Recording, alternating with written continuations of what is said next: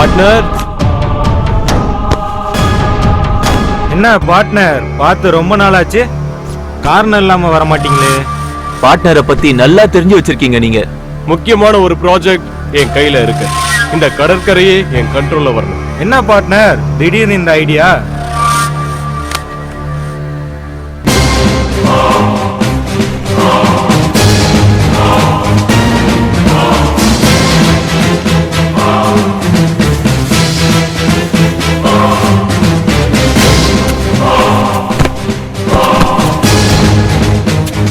இந்த விஷுவலை பார்த்ததுமே உங்களுக்கு எல்லாமே தெரிஞ்சிருக்கும். ஓகே, இந்த கடற்கரையில 65,000 கோடி நம்ம நாட்டுக்கு கிடைக்குது. அந்த 65,000 கோடியும் எனக்கு வரணும். இந்த மொத்த கண்ட்ரோலும் எனக்கு வரணும். ஓகே, சாத்தியமா? எப்படி நம்ம செயல்படுத்த போறோம்? இந்த ப்ராஜெக்ட் நிறைவேறணும்னு சொன்னா மீனவர்கள் இருக்காங்கல்ல, அவங்க குடும்பத்துல, அவங்க சமுதாயத்துல யாரு முக்கியமானவங்களோ, யாரு ஆக்டிவா இருக்காங்களோ அவங்களதான் நாம முதல்ல டார்கெட் பண்ணணும். தனியா அவங்க கிட்ட பேசுறது பூரா பலபலப்பான விஷயங்களை பேசி அவங்கள நம்ம கைக்குள்ள கொண்டு வந்துட்டோம்னா அவங்க சொல்றத அவங்க கீழே உள்ளவங்க கேட்பாங்க. இன்னொன்னு என்னன்னா, இவங்க ஒரு நாள் கடலுக்கு போவாங்க, ஒரு நாள் கடலுக்கு போகாம இருப்பாங்க. கண்டிப்பா வறுமை அவங்கள சூழ்ந்துகிட்டே இருக்கும். நாம பேசுற பேச்சு பழம் போல அவங்க காதுல விழுந்துச்சுன்னா நம்ம ப்ராஜெக்ட் ஒவ்வொரு இடத்துலயும் போய் சேரும். முதல்ல நீங்க டார்கெட் பண்றது, அவங்க சொன்னா யார் ஊர்ல பெரிய ஆளா தன்னை பெரிய புள்ளியா காமிச்சிக்கிறாங்களோ அவங்க மூலமா தான் நம்ம ப்ராஜெக்ட நிறைவேற்ற முடியும். இதுல இன்னொரு விஷயம் சொல்றேன், கேட்டுக்கங்க. மீனவ குடும்பத்துல இருந்து நீங்க ஒவ்வொரு சரியான ஆளையும் நாம செலக்ட் பண்ணிட்டோம்னா கண்டிப்பா அவங்க மூலமாவே காரியத்தை சக்சஸ் பண்ணிடலாமே. நம்ம ப்ராஜெக்ட் வெற்றி பெறணும்னா நம்ம கரெக்டான நபரை தேர்ந்தெடுக்கணும். இதை யாரு செயல்படுத்துவா? சபாஸ் பார்ட்னர், சபாஸ். இதுக்கு சரியான ஆளு மிஸ்டர் பிரபாகரன் தான். மிஸ்டர் பிரபாகரன், இந்த அசைன்மெண்ட்டை நீங்க சிறப்பா செய்வீங்கன்னு நான் நம்புறேன். எஸ் பார்ட்னர், இன்னும் 3 நாள்ல இந்த ப்ராஜெக்ட்டுக்கு சரியான ஆளை நான் கொண்டு வரேன். இந்த 3 நாளைக்குள்ள அடுத்த மீட்டிங்கை நீங்க அரேஞ்ச் பண்றீங்க. Okay okay, well done. நீ எப்போ புள்ள சொல்ல போற, தப்பென்ன செஞ்ச தள்ளி போற, நான் மெதுவாக ஏண்டா இப்படி பாட்டே படிச்சிட்டு இருந்தனா தம்பி எப்படா ஸ்கூலுக்கு அனுப்புறது? லாக்டவுன் முடிஞ்சு போச்சுடா. எப்ப கடலுக்கு போற? அதான் நாளை கடலுக்கு போறேன்ல. பாடு வருதோ இல்லையோ, அப்படியே பாடு வந்தாலும் நான் கடன் அடைப்பேனா இல்ல இவனுக்கு ஸ்கூல் ஃபீஸ் கட்டுவேனா? கடலுக்கு போனாலும் பாசி வருது, காத்தடிக்குது, நான் என்னத்தை தான் பண்றது? ஏண்டா எப்படி ஃபீஸ் கட்டி தானடா ஆகணும். வாடா தம்பி, வா வாடா. என் கூட படிக்கிறவங்களாம் ஃபீஸ் கட்டிட்டாங்க, நான் மட்டும் கட்டல. நான் ஸ்கூல் படிக்கணுமா வேணாமா, இல்ல உங்களை மாதிரி நான் கடலுக்கு வரணுமா? என்னடா பண்ண சொல்ற? உன்னை படிக்க வைக்கணும்னு ஆசை, ஆனா பாடு வர மாட்டேங்குது. இவன் என்னடா பண்ணுவான்? கடலுக்கு போனா டீசலுக்கே சரியா போகுது. எப்படியாவது ரெடி பண்ணி பணத்தை கட்டிடுவான். சரிக்கா, அண்ணனை பார்த்து எப்படியாவது கட்ட சொல்லுங்க. சரிடா.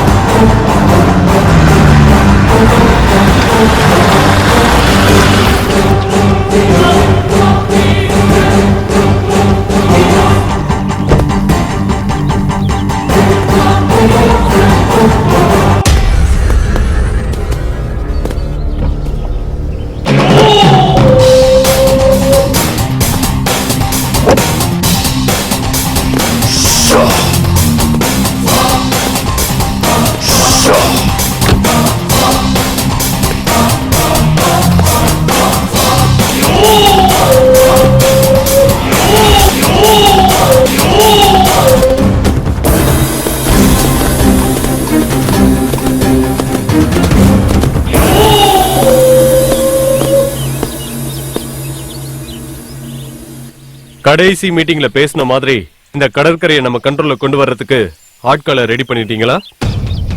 இங்கேயே பிறந்து வளர்ந்தவரு, இந்த கடற்கரையை பத்தி நல்லா தெரிஞ்சவரு. அது மட்டும் இல்ல, அவரும் ஒரு மீனவன் தான். Well done, that is great. அவரை நம்பி இந்த பொறுப்பை ஒப்படைக்கலாமா? இதுக்கு முன்னாடி நம்ம கம்பெனிக்கு 5 ப்ராஜெக்ட் சக்சஸ்ஃபுல்லா பண்ணி முடிச்சிருக்காரு. பேஷனேட்லி அவரு இந்த ஊரை சேர்ந்தவர். இவர் தான் மிஸ்டர் ஹேபின். இந்த ப்ராஜெக்ட பத்தி ஏற்கனவே சொல்லிருப்பாங்கன்னு நினைக்கிறேன். இந்த கடற்கரை எனக்கு வேணும். பல மில்லியன் க்ரோர்ஸ் உங்களை நம்பி இன்வெஸ்ட் பண்றோம். இந்த ஏரியா ஃபுல்லா கண்ட்ரோல்ல கொண்டாடுறது உங்க பொறுப்பு. மிஸ்டர் எபின். Sure sir. இன்னும் 3 மாசத்துல இந்த கடற்கரை முழுதும் உங்களோடது. ஏய்,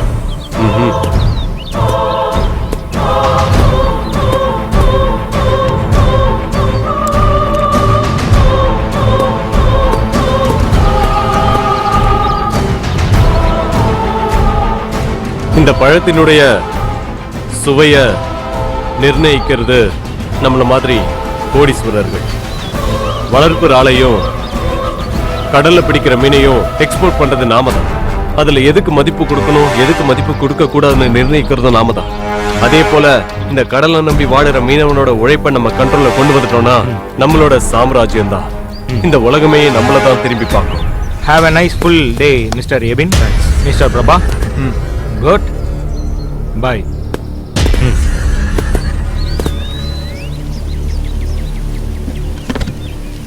தலைவரே, வர சொன்னீங்களே, என்ன விளப்பம்? ஒரு கம்பெனில இருந்து என்னையும் தலைவரையும் வந்து பார்த்து பேசினாங்க. சரி, அவங்க இப்ப வரதா இருக்காங்க. அத பத்தி தலைவர் உங்கள்ட்ட பேசுவாங்க. சரி சரி. ஒரு கம்பெனில இருந்து வந்திருந்தாங்கப்பா. அவங்க என்ன சொல்றாங்கன்னா, கடலுக்கு போனாலும் போகாட்டினாலும் மாசம் மாசம் 20,000 ரூபாய் பணம் கொடுக்கறேன்னு சொல்றாங்கப்பா. இப்ப இருக்கிற சூழ்நிலையில மாசம் மாசம் 20,000 ரூபாய் கிடைச்சா கூட போதுமாப்பா. வர சொல்லுங்க, நல்ல விஷயமா தான் இருக்கு. இப்ப போன் பண்ணி வேணா வர சொல்றப்பா.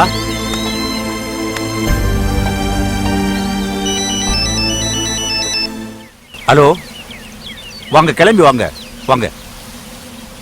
சரிப்பா, சரி. அதான் போன் பண்ணி வர சொல்லிட்டல, கொஞ்ச நேரத்துல அவங்க வந்துருவாங்க. என்ன நம்ம பேசுவோம். நீ சொன்னா சரிதான்ப்பா.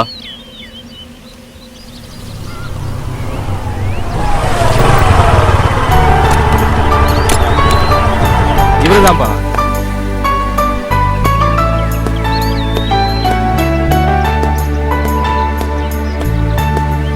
அண்ணா வணக்கண்ணா. வணக்கம் தம்பி. உட்காரு தம்பி.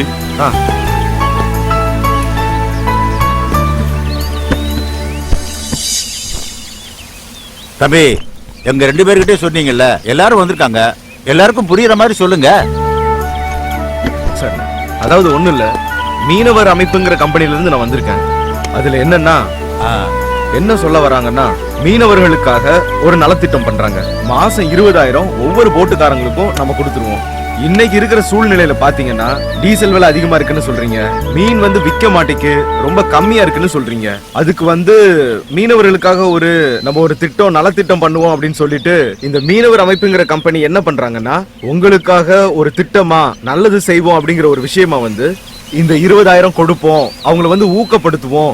இந்த மாதிரி சாதாரண சூழ்நிலையில தளர்ந்து போகாம அவங்க தொழில அடுத்த நிலைக்கு எடுத்துட்டு போகணும் அப்படிங்கறதுக்காக தான் இந்த திட்டம் கொண்டு வராங்க. அதனால நீங்க தைரியமா நம்பிக்கையா சேரலாம். நீங்களும் சேருங்க, ஊர் மக்களையும் சேர சொல்லுங்க. இப்படிதான் சொல்றீங்க, லாஸ்ட்ல எங்களுக்கு வினையாதான் முடியுது. இந்த மாதிரி நிறைய பேர் வராங்க. நாங்க அதை செய்வோம் இதை செய்வோம்னு சொல்றாங்க. விவசாயிகளுக்கு அதை செய்வோம் இதை செய்வோம்னு சொல்றாங்க. கடைசியில் விவசாயிகளுக்கு இப்ப பூரா நிலைமை மோசமாயிடுச்சு. இப்ப எங்க நிலைமை அப்படிதான் ஆகுமா?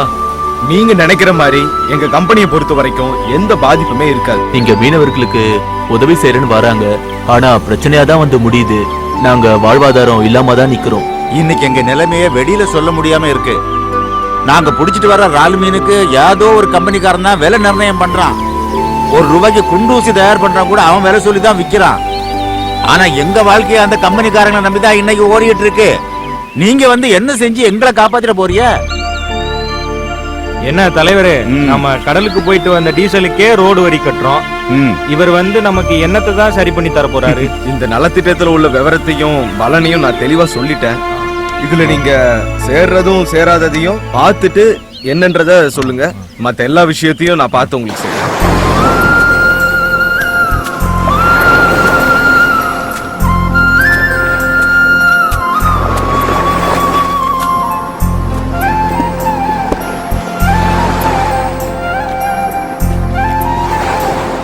என்னடா தம்பி, ஆ? நீ கடலுக்கு போனியே, மீன் பாடெல்லாம் வந்துச்சா? ஆடு வந்துச்சுக்கா, கடல்ல நீர்வாடு மாறி போச்சு, அதனால இந்த மாதிரி பாசி மண்டி போச்சு. அப்ப நம்ம தம்பிக்கு ஃபீஸ் கட்டிடலாமாப்பா? கட்டிடலாம்க்கா. ஒரு கம்பெனி வந்திருக்குக்கா, மாசம் 20,000 சம்பளமா. நம்ம கடலுக்கு போனாலும் போகலனாலும் காசை தந்துருவாங்களாம். ஆனா நம்ம பிடிக்கிற மீனை அவங்க கிட்ட கொடுத்துடணுமா. அதுல அவங்க ஜாயின் பண்ண சொல்றாங்க. எனக்கு என்னமோ அது அடிமைப்பட்டு இருக்கிற மாதிரி தெரியுதுக்கா. மாசம் 20,000 கொடுக்கறது நல்லது தானப்பா. கடலுக்கு போனாலும் போவாட்டி 20,000 கிடைக்குது இல்லப்பா. இந்த அவரே வந்துட்டாருக்கா. அண்ணா வணக்கண்ணே. வணக்கண்ணே. அக்கா வணக்கம்க்கா. மீனவர் அமைப்புன்னு ஒரு கம்பெனி இருக்கு. பாடு வரலன்னா கூட பரவாயில்ல, நீங்க அதுல சேர்ந்தா மட்டும் போதும். மாசம் 20,000 ரூபாய் தருவோம். வள்ளத்தை பார்த்தாலே தெரியுது இன்னைக்கு உங்களுக்கு பாடு இல்ல போலயே, டீசலுக்கே ஓடாம இருக்கு போல. நீங்க ஜாயின் மட்டும் பண்ணுங்க இந்த ஸ்கீம்ல, மத்ததெல்லாம் நான் பாத்துக்கிறேன். அவங்க சொல்றது சரியாதான்ப்பா இருக்கு. பேசாம நம்ம இதுல ஜாயின் பண்ணிக்குவோம். இதுல ஒரு கையெழுத்து மட்டும் போடுங்கண்ணே, மத்த எல்லாத்தையும் நான் பாத்துக்கிறேன்.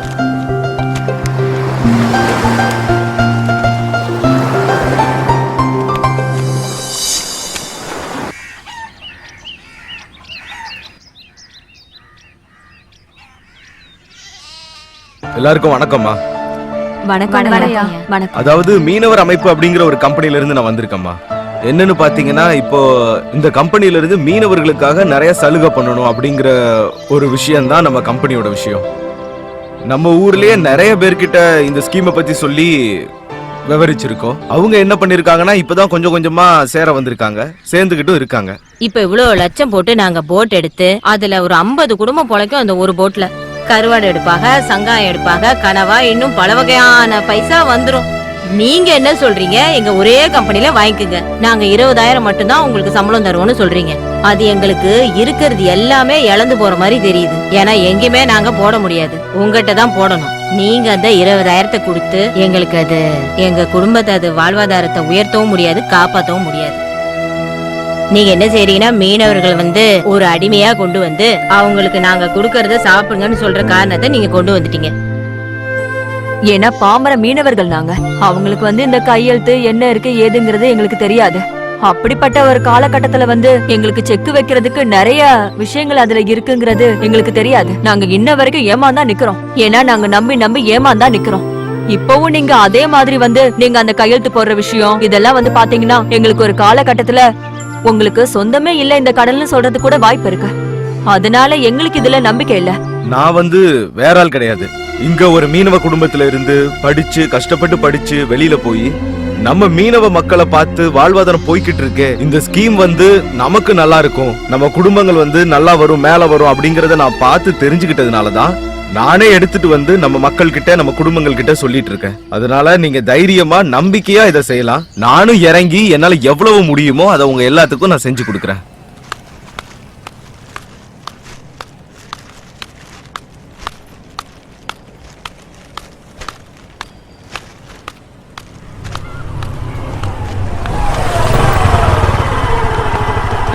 என்ன தம்பி, எப்படி இருக்கீங்க? என்ன நொண்ண தம்பி, உங்களை எங்கெல்லாம் தேடுறது? என்ன பண்ணிட்டு இருக்கீங்க நீங்க? ஏன் தம்பி கோவமா பேசுறீங்க? என்ன கோவமா பேசுறேனா? ஒரு வாரமா மீனும் போடலையா, கடற்கரைக்கு போய் பார்த்தா போட்டும் போகல, என்னதான் செய்றீங்க நீங்க?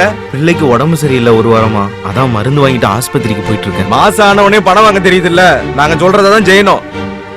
ஒழுங்கா நாளைக்கு கடலுக்கு போயிட்டு நாளை கழிச்சு மீனை கொண்டு வந்து குடுக்கற வழியை பாருங்க. பிள்ளைக்கு உடம்பு சரியில்லை இப்படி எல்லாம் காரணம் சொல்லிட்டு இருக்க கூடாது. என்ன சொல்றோமோ அதை தான் நீங்க செய்யணும், சரியா? சரி, அக்கா கிட்ட அப்பவே சொன்னேன், இந்த கம்பெனிலாம் வேண்டாம், நம்மள அடிமையாக்கிடுவானுங்க, நல்லது கெட்டதுக்கு போக முடியாதுன்னு. எங்க கேட்டாங்க, என்ன பண்றதுன்னு எனக்கும் தெரியல, யாருக்கிட்ட சொல்லி அழுகிறதுன்னு ஒன்னும் புரியல.